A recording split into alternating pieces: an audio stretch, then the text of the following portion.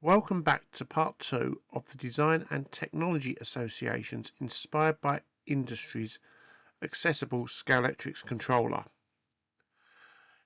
If you remember in the last video, we built the controller that's on the screen now.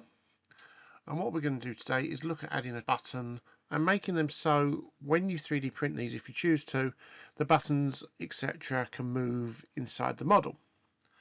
So to do that, the first thing we need to do is actually go back a few steps. So it's the left mouse button on the red, right mouse button on the blue. I'm going to go to Fillet 9 from the feature list here and press delete, and also delete the mirror. So if I spin that round, you can see we've just got the body there. So I'm going to do a couple of things to set this up. I'm going to create a plane first of all on this surface here, and that plane is going to be offset by 2mm, and press OK. So you can see that plane there. It's a very small plane, but if you remember back to the last video, I said it was important to have a flat surface here. This is why, so we can put that button in. So we're going to press sketch, and we're going to use plane 1, and I'm going to press the N key.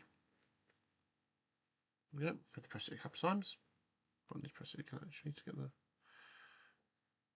view that we want. There we go. And I'm going to use the use tool and click on that line. So that's given us that center line, and it's highlighted this line here as a surface. So when I come back to that now, I can snap to the middle of that and I can draw my circle. And my circle is going to be 12. And then what I will do is just go and delete that line. So we've got a circle there at 12, and I'm going to press the tick.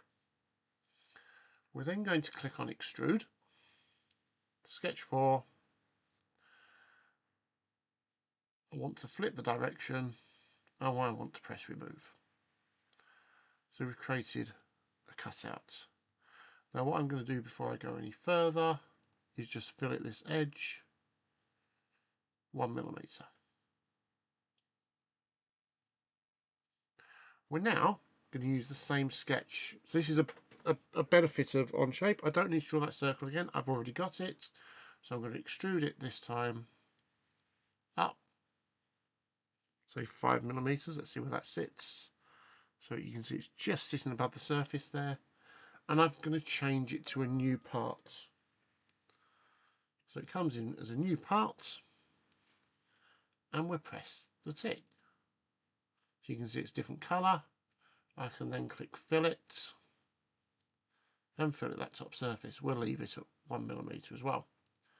So we've now got the button.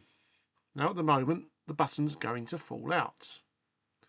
So what I'm going to do is on this bottom surface do another sketch. Press N and use the offset tool to click on that surface, and we'll change it to 1mm. So offsetting by 1mm, we can see it's on there. Now if you remember, we offset that plane by 2mm, so that will give us some travel. So I'm going to click Extrude, Sketch 5, and I'm going to do 2mm. So 2mm. Now when the two halves go together, that's going to stop your button falling out. If you wanted to stop it pushing up too much, you could go back into Sketch 5 and press Symmetric, which then pretty much just about gives you a little bit of clearance there, so it's not going to fall out any further than it is on there. One last thing to do with this part is press Sketch, click on the bottom, press the N, and we're going to draw another circle in the centre, and this one's going to be 6mm. Press tick, extrude, sketch 6, and we're going to make that 3mm. Now, that's going to be a collar that we're going to put a spring over. So to make the spring work, so when we push this button in, the spring will compress. We need a plate across the middle here. So to do that, we press Sketch, and I'm selecting the side, and pressing N. Now, I'm going to offset this line here. So I'm going to go back up to my offset tool, which is there. Click this line, flip the direction, so it's going 5, so we want to go 10. Oops, click it once to confirm. We'll change the number to 10. So we've offset that line. Now, this line here is extend this line up there, extend it, look for you're going to give me the point. If it doesn't give you the point, as in it doesn't show that they're aligned properly, you can go to dimension, click once, click twice, and you can see it's 79, so I'll just make that 180, and I've got my line. I can then use the offset, click, click, click. So I've offsetted all 3 of them. Press enter once. We're going to change that down to 2. And then all I need to do is connect the 2 ends. It won't matter in this instance if they're not quite connected. We'll press the tick. We'll click extrude 7, extrude, so sketch 7 and extrude. So we want sketch 7. I'm going to do, instead of a distance, I'm going to go to part and click the part. And what you can see, it's created a flat plate that mirrors the inside of the model and doesn't protrude to the other side. So the last thing to do is to put a hole on the back side of this. So I'm going to do sketch onto the bottom, and I'm going to concentrate on using this project tool. So I've projected that circle, and I'll project the line as well. Go and clip one side, clip the other. Then you've got a semicircle there, which I can then press tick, extrude, click on extrude 8, click it the other way. We do 3mm. So I'm just going to change that measurement to 5 because I forgot to allow the 2mm thickness of the plate there, and the spring will fit between 2 points, and we press the green tick. And now we've got the 2 parts there. So a spring can go in between these parts. So if you push that down, it will act as a spring and spring back up. So that's part 2.